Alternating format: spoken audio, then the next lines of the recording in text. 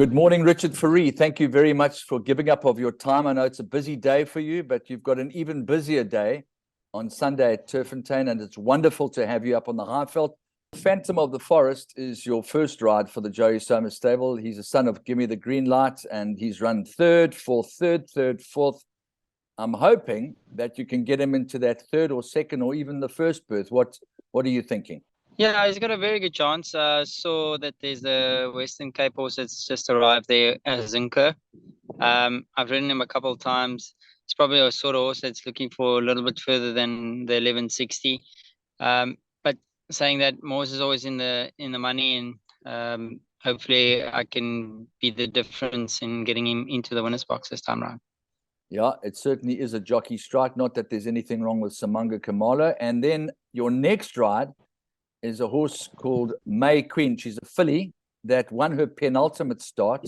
She's definitely not short of ability, because I'm looking through form grids and I see she's won 1, 2, 3, 4, 5, 6, 7 races. She's more than half decent. No, exactly. She's an older mare, 6-year-old mare, got lovely form. She's always consistent. Every now and then she goes off the boil, which is a common thing in racing. You know, they do give you about 5 really good runs a year, where they perform at their best. And like you said, she's in form at the moment. No doubts that she'll run a cracker. You're then riding a horse called Mrs. Geriatrics. She's a daughter of Geriatrics, and she won her last start, back from 7-2 to 9-2. The second horse, Exchange Student, has come out and won, and the third horse, Heirloom, has come out and run second twice. So that represents a very live chance, and Sean Terry's not going to put you on a bad horse. Obviously, you guys have had a lot of rain in the Highveld, so preparation of horses would have been a little bit tricky.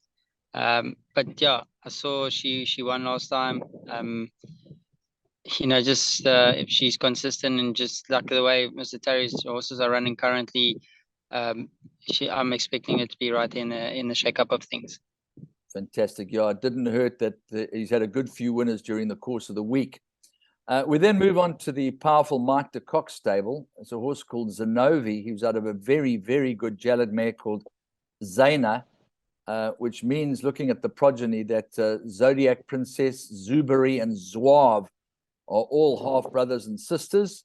And it was a very decent debut for the Mike de Kock stable, back from 8-1 to 2-1. I'm sure you're expecting a good run from Zenobi in the Ruffian. No, exactly. And notice that he's a heavenly blue baby. I remember him being a very fast sort of horse in sprints up in the Western Cape. So the speed is there. Lovely family. There's multiple winners out of that mare. So yeah, expecting a great run. My agent said he was quietly confident. Mr. de Kock gave a bit of confidence there as well. The horse doing really well, and they're expecting a fantastic run from those. Great to hear, Richard. And then on to the Triple Tiara winner, Rain in Holland. She's a very high-class filly. You get on exceptionally well with her, and there was nothing wrong with running 4.5 lengths behind Jet Dark in the Met, in the World Sports Betting Met. Yeah, phenomenal run. 4 lengths off at Weight for Age. You know, she just came off from winning the Triple Tiara. Then she won the Gerald Rosenberg straight after that, making it 4 in a row. You know, and that was like sort of her first run in open company, and you know, she held her own. And her form went on a dip. She had a little issue with breathing. You know, but she's on her way up again. The mile sort of distance in the sticky conditions will definitely suit her. She's close to March, a lovely filly. Yeah, just, you know, she traveled to Cape Town, obviously, had 2 runs there, and she's a lovely filly. So I'm always expecting good things to come from her. Then Eden Rock is a 6-year-old son of VAR. He's won his first 3 starts, and then he won 3 after that. So he's a 6-time winner. He's having his second run since the 10th of January after a break from Valdorcia's run in the Merchants. So, you know, he may need the run, but he's a wily old campaigner. He's a Group 1 winner, not to be excluded, I would think. No, exactly. And I still feel and believe that there's still a Group 1 in this horse. I rode him twice last season, and you know, he was finishing late. You know, the races were done before he gets going. You know, obviously being a horse, he just lacks a little bit of early speed, but he finishes strong, and he's a bit muscle bound because being almost like a stallion type now. He probably would have been a phenomenal horse if they had gelded him early, but you know, we don't want to geld horses if they win Group 1s. You know, so we need a lot more speed stallions in South Africa. So I would presume this horse end up going to stud and, you know, keep going with the speed. But lovely horse. Sticky underfoot conditions could really throw him into the mix. And Mr. Terry, like I said, he's on the rise again. He's gonna start firing up really, really hard soon.